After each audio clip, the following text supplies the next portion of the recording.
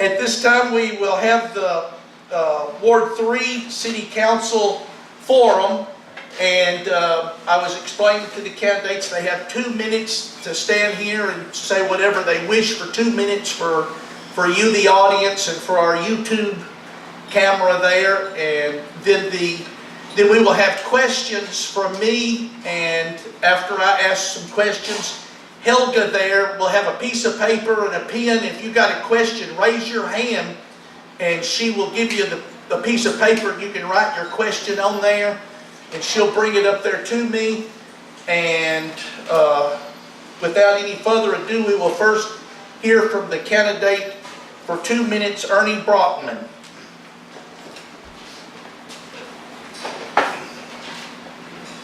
Thank you, Wallace. I'm Ernest Brockman. I'm a candidate for the City Council for Ward 3.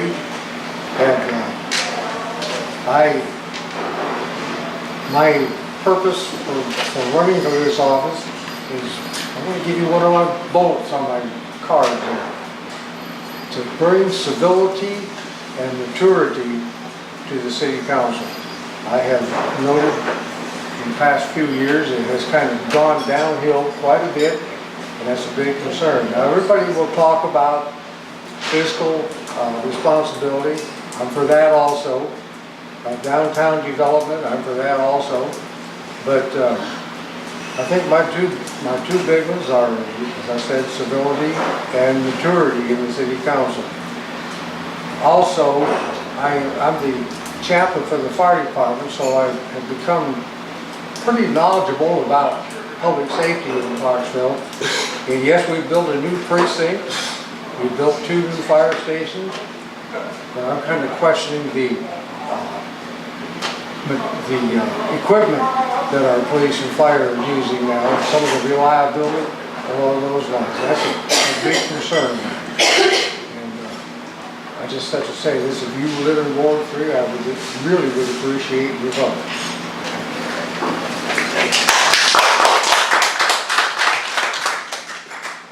And now we will hear, but first, if anybody has any problems at any point hearing, just raise your hand or whatnot, and we'll make sure we get the microphone closer. And now we'll hear from the candidate Ron Erb for City Council Ward 3.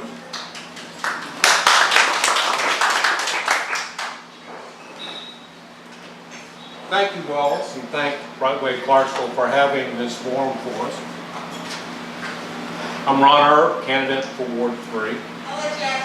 The reason I'm up here and not sitting back there, which probably I'd be more comfortable with, is when I first came here 35, almost 40 years ago, I went talking to a little old lady in church, told her where I lived, and I told her I was living here in Clarksville, and I gave her my address. She said, "Oh no, honey, you don't live in Clarksville, you live in North Clarksville.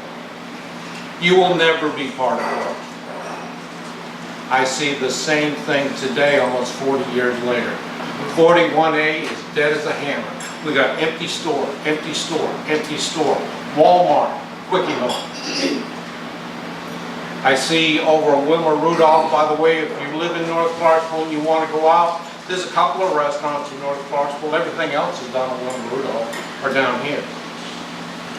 I'm looking for a little bit of equality. We're taxpayers too in North Clarksville. Ward 3, I would like to see some attention paid to North Clarksville. We don't ask for much, but our recreation center, the Cleveland Center, it needs to be redone. It's run down. The floors are cracked. The the paint's coming off the walls. Where's the attention for us? Again, I don't think there's anybody here from Ward 3 except my wife and my father-in-law. But, and of course Ernie and his wife. Where is the equity for us? I agree that we need to develop the downtown. We need to look as Clarksville as a whole, but that's just the point. Forgetting one whole area of Clarksville, I don't think is fair or equitable. Again, I appreciate your vote November 8th. Thank you very much.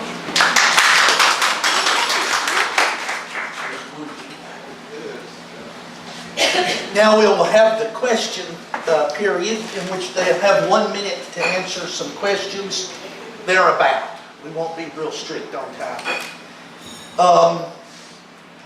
This is a question, and we'll start off first with Mr. Brockman again, and then and correct me if I'm wrong. I want to make sure that you don't get the first question every time, so remind me if it's really your turn to be first, okay?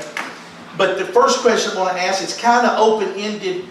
What is, in your opinion, and try to answer this open-ended question in a minute, the role of government? How much government, in your opinion? What's the role of government? Wow, it's kind of a loaded one there. I frankly am conservative in everything as far as that goes. And I think the role of government should be minimal, whether it's local government, state government, or national government. I think it should be minimal. There are certain things that we have to have. We have to have the police and fire, as I mentioned earlier. We have to have streets and so on. But I think much of what we do is our business, and I just assume any level of government stay out of it as much as they can. Mr. Ernest. All right, there's different governments, federal government, state government, local government. Ernie and I are both looking for city government. The role of city government in our lives is to develop rules that we can live together. If I'm in a crowded room, I can't swing my arms. If I'm in my backyard, I can swing my arms. The rules that we are developed on, whether we can play loud music, go a certain speed limit, is up to the city, is up to us. Now, the city is controlled by the state. The state's supposed to be controlled by federal government. The role of government has been, from the federal part, in some places the State Department has been oppressive in the local area. Also, the role of government is to provide infrastructure as far as fire protection, police protection, ambulance, and so forth. Each has a role, and I agree with Ernie that you've got to establish a limit of that control where you do not become oppressive, yet you can establish a rule to live by. Thank you. Okay, that was the role of government. Let me ask you, both candidates, this question, and this time we'll start with Mr. Erb. What political figure has influenced you in your lifetime the most that you look up to, the political figure?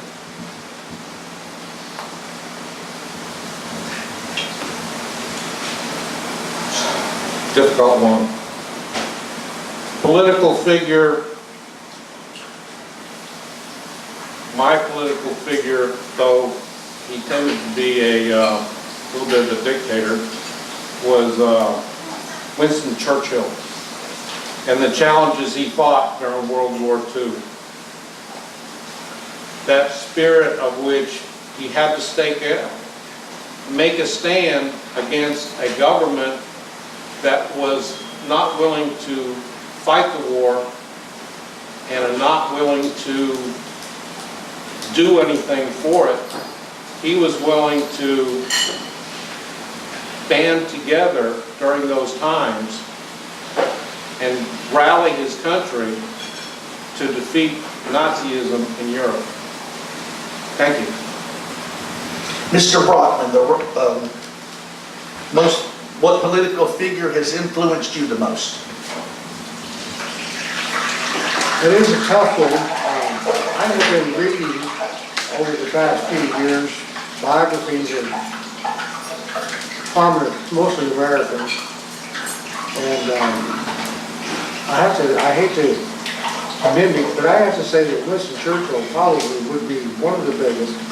But I'm going to have to deviate a little bit and stick to the American here. I just finished reading the biography of Dwight D. Eisenhower, and he impressed me a lot too. But I probably have to say across the board, Winston Churchill again, for the same reasons that Ron mentioned. I'm going to ask the oldie but goodie now, and it was the one that they said that St. Ted Kennedy's political career. And that is, why do you want this position? Why do you want to be a city councilman?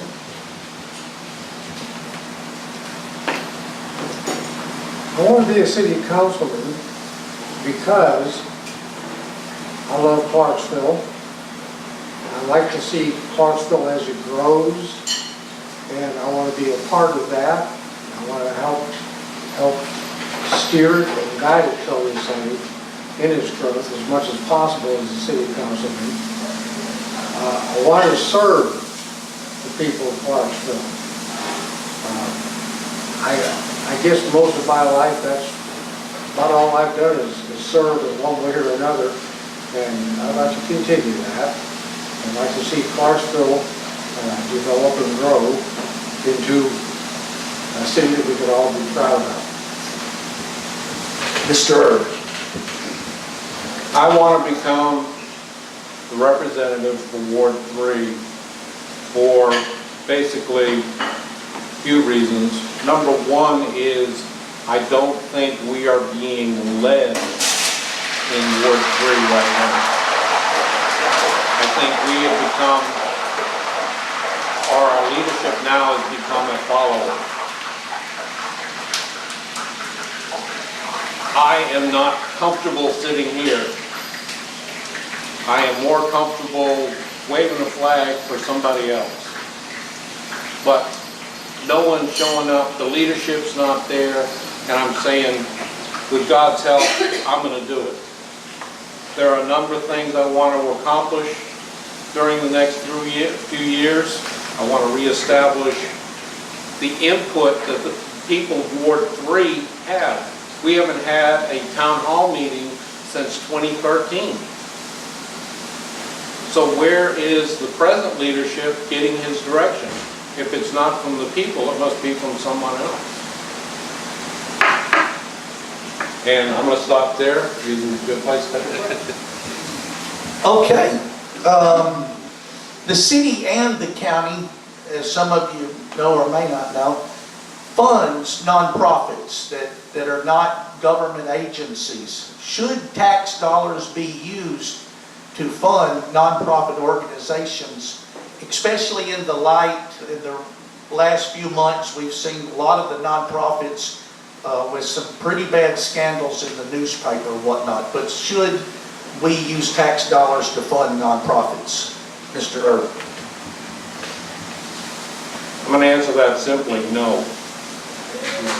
We are not given the choice to pay taxes. It's either pay your taxes or see Mr. Sam Milton. All right, 2, our responsibility of our citizenship, of our person, the humanity, is to provide for the less fortunate. We support with Salvation Army. We support through church. We support through other things. We give money. That's my responsibility as being a citizen in the United States. Take care of the unfortunate. Now it's a role where the government is trying to take that over. It's not their role. It's my role. I'm going to hang on to it. Thank you. Mr. Brockman. Sorry. Unfortunately on that one, Ron just took the words out of my mouth, pretty much. I would have to agree with that fully. I was think about this, and you know, when the government contributes to the charities, pretty soon they're controlling the charities. And I just think through our church and through the other organizations, I volunteer with the Red Cross myself, but I like what the Red Cross does, but I don't think the government should have a big hand in it at any level. Thank you. A few years back, the city council voted to start what is known as a green certification.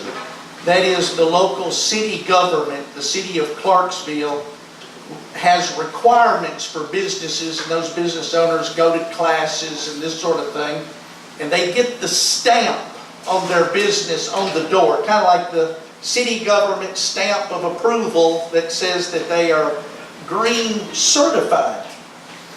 And the city of Clarksville even does this for its own departments, like gas and water department or the CDE department, and it inspects itself and it certifies itself. I don't think a lot of people know, but you can hire an outside source to do the green certification for you. That is, the city does not have to do this themselves. And a lot of people have expressed concerns. If you're a private business owner, politicians can kind of threaten you with, I can't get this seal of approval. And if you look on the city's website, it says under one of the reasons why you should become green certified is because in the future it's going to become mandatory. The question is, should it become mandatory to be green certified? Should we use an outside company to do the green certification, or should government just mind its own business? I'll start with you, Mr. Brockman. I think that was almost too easy. The government should mind its own business. If you start doing things like that, again, going back to government control, pretty soon they're telling you everything you can and cannot do. And again, I believe the government should stay out of it. I don't want to get into a long, drawn-out tirade about how I feel about it myself, except to say that just leave us alone. Mr. Ernest. I've had experience with green certification in the publishing printing industry. Green certification is a government stamp that creates more regulation, eats up more of your profits, actually reduces the amount of money for you to be able to hire more people. In the end, green is an idea of being conservative with our resources. I think it's a responsibility of every human being on this planet to conserve the resources here on this planet with our limited resources. But the second of all, the idea of the government coming in and mandatory green certification is basically another idea of government control over everybody's lives.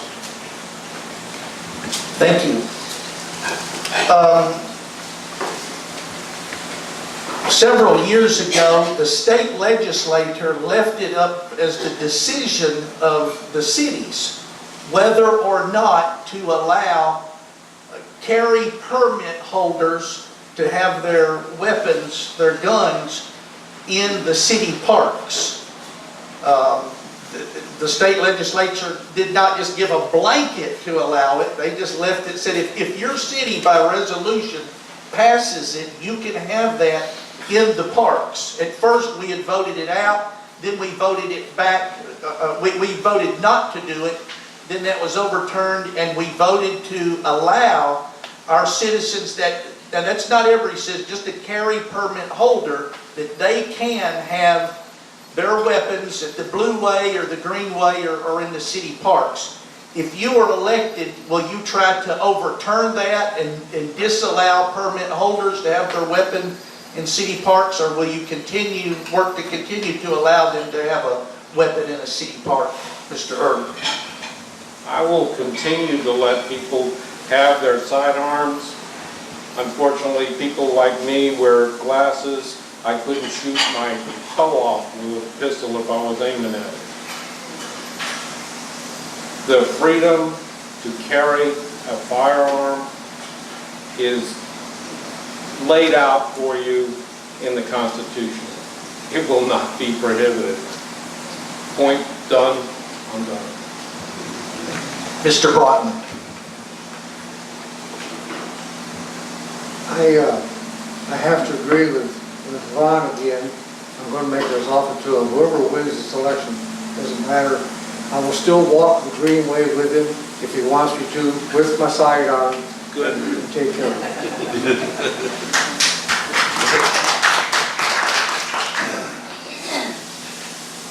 Recently,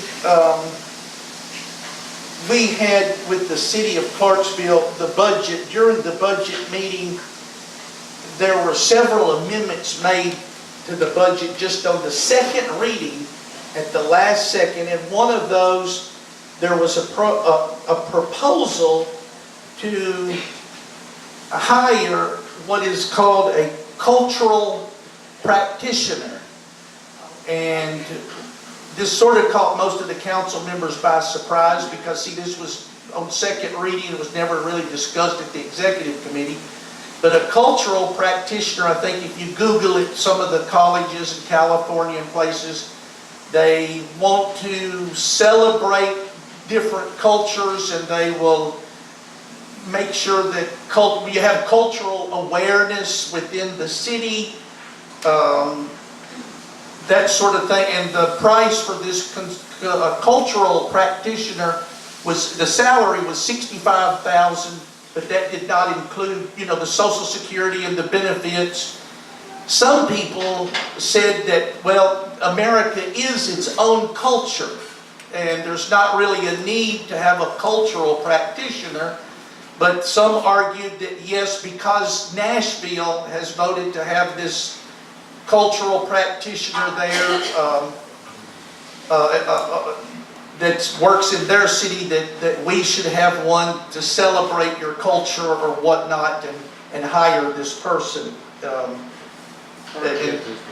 Sorry. But what are your thoughts on a cultural practitioner? If Nashville wants to hire a cultural practitioner, if that's their tax money, it's up to them. I would say no. Clarksville really has a very, if you want to call it, a diverse population. And fortunately, because we have Fort Campbell here, we have learned through the years to live with each other. And I think we can do it quite well, again, without government intervention.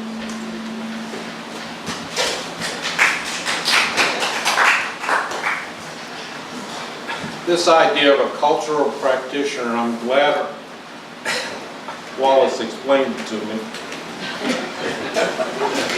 When my family came here on the Mayflower, okay? When we came here, we started a new nation of immigrants. There is no culture that can come here. You meld together.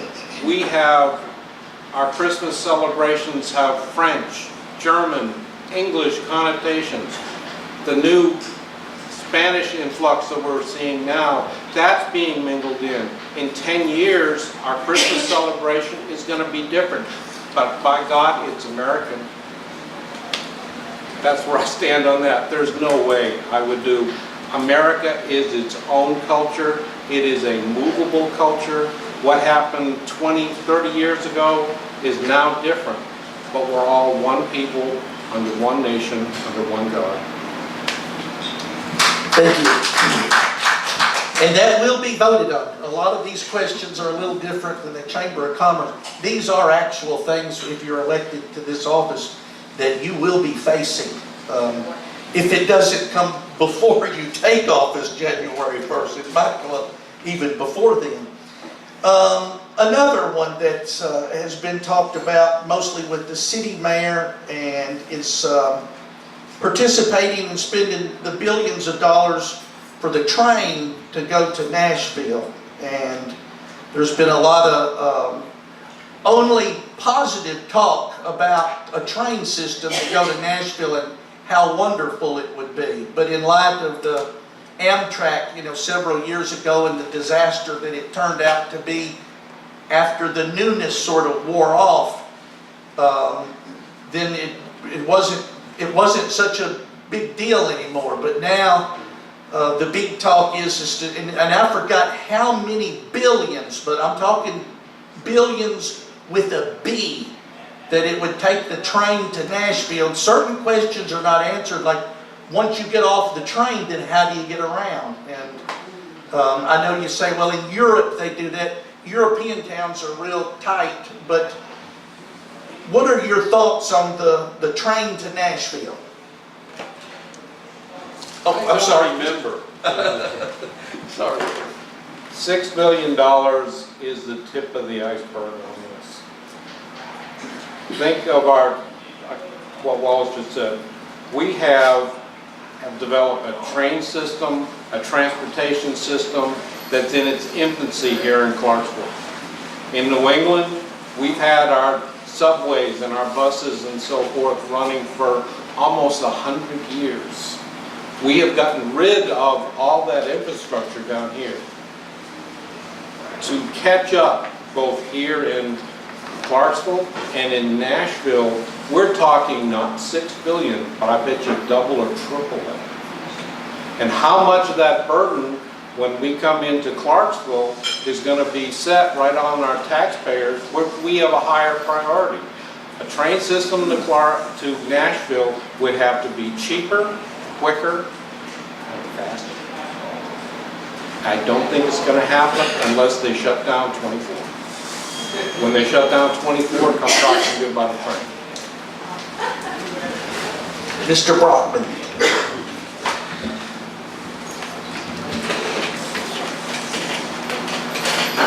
I have to agree again with Ron, but I want to add this little bit to it too. I watched Clarksville with the bus system.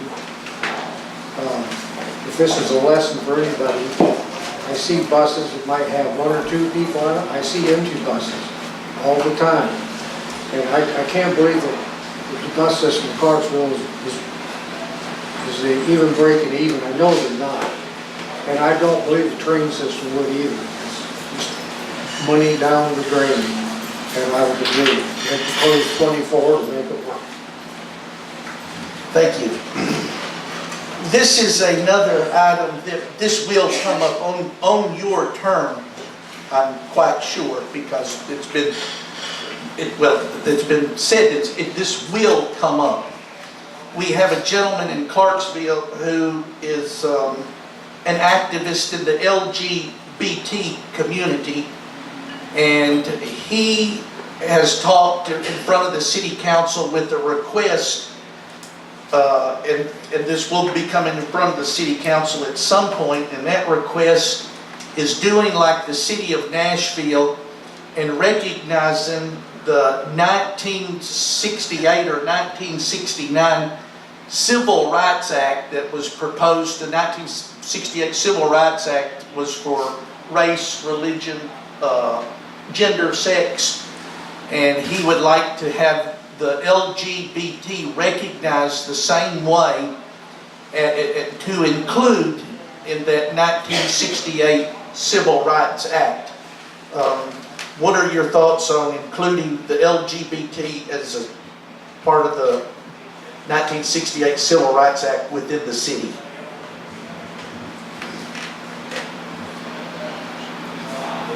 I hesitate to start answering because I really don't want to start preaching. And I'm not going to. Go ahead. But you got about 20 minutes.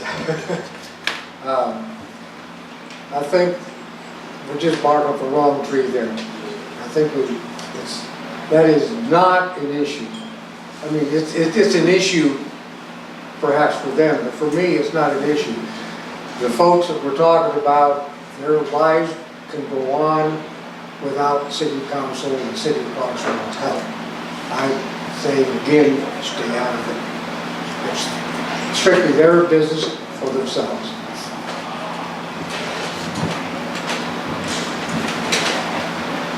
The LGBT agenda is to be pervasive toward putting themselves as normal.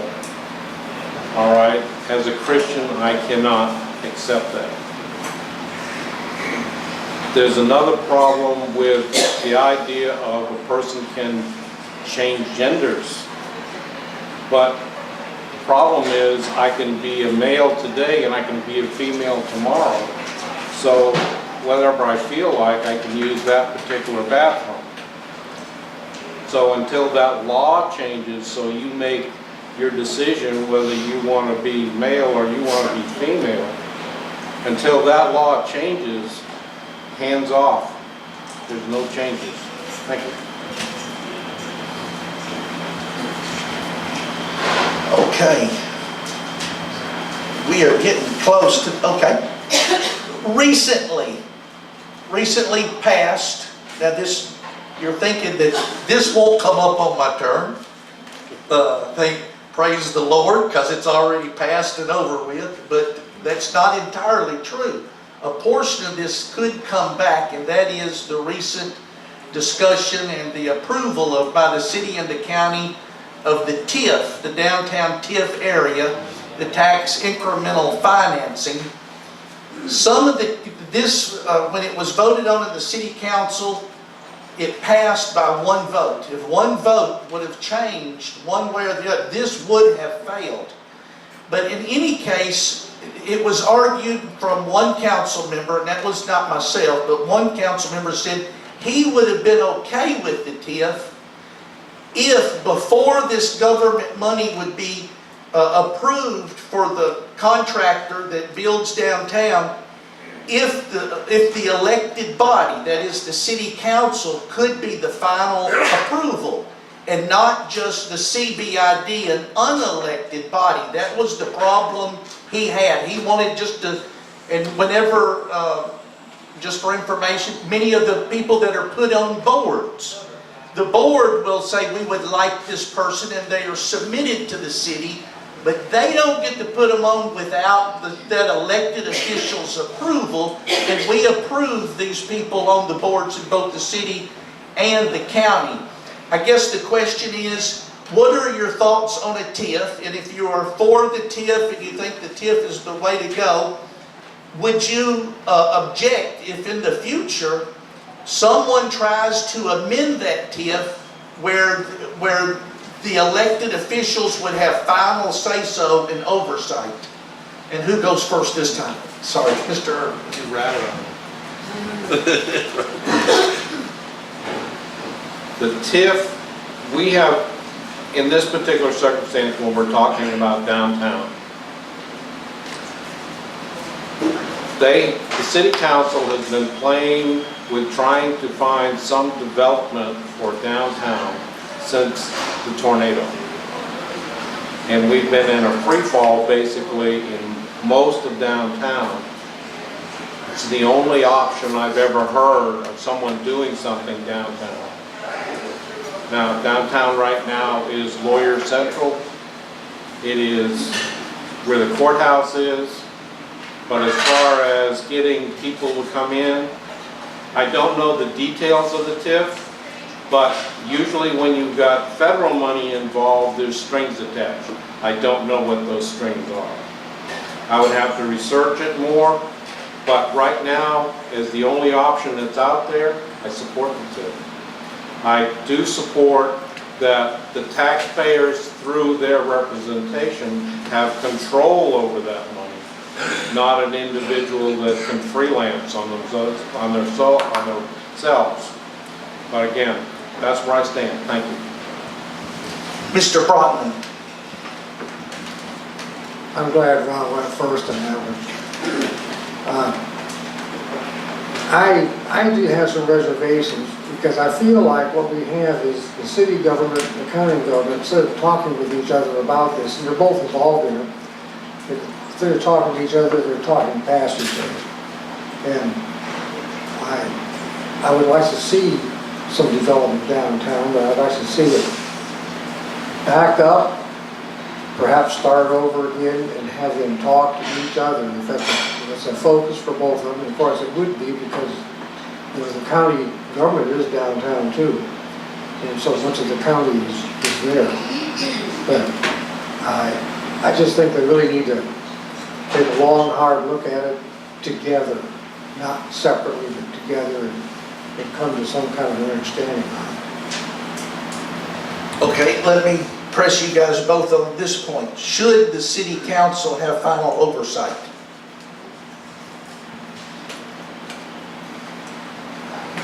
Again, tough question.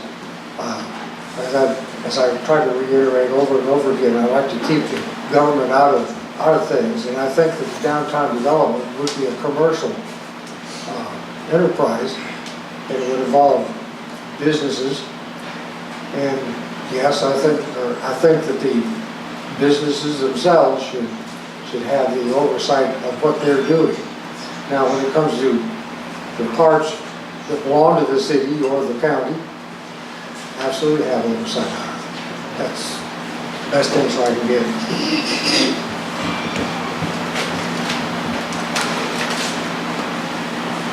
Taxpayer money should be overseen by an elected official.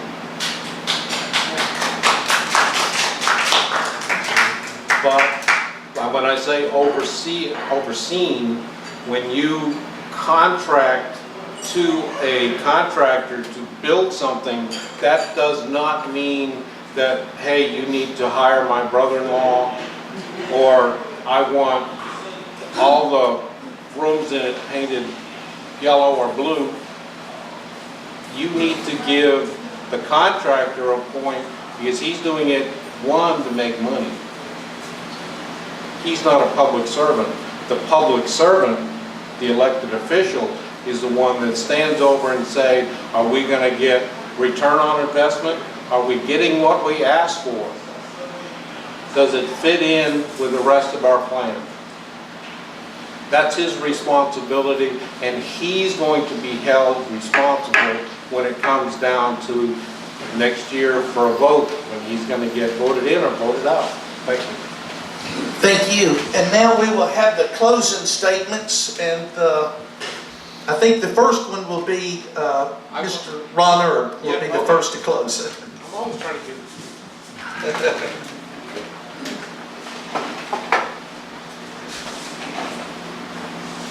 Again, I wanted to thank Rightway Clarksville for having this point where we can have a discussion on all the different events.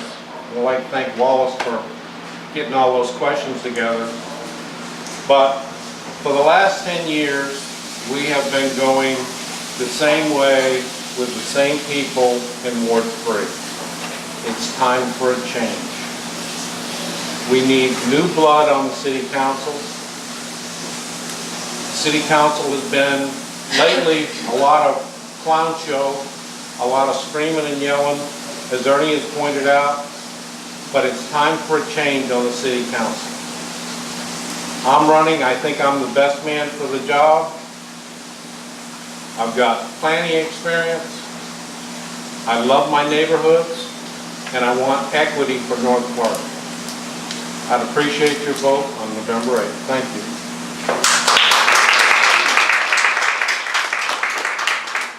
Now we'll hear from Ernie Brockman.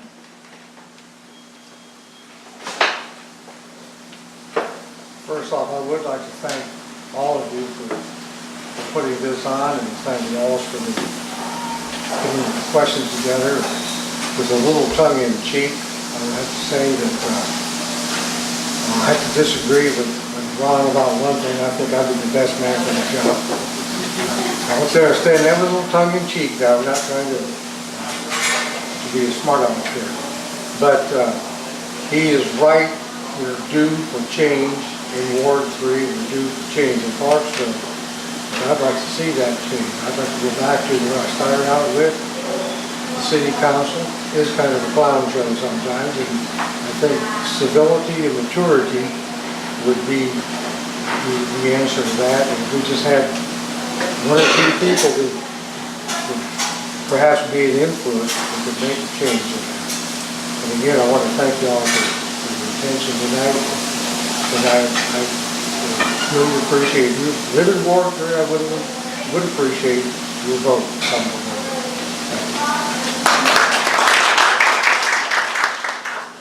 Let's give them all a big round of applause. They did a great job, I think. I've known both of these gentlemen for a long, long time, and I can tell you, I served for a while with Ernie, and they are great people, both of them are. We sure do appreciate you taking your time off from the campaign trail to be in our forum.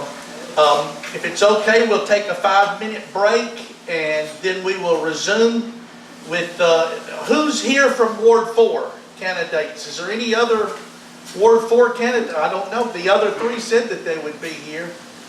But if not, we'll just have to ask Mr. Westfall, some questions until Ward 8 arrives. So we'll take a 5-minute break then. Do I get to use all their time then?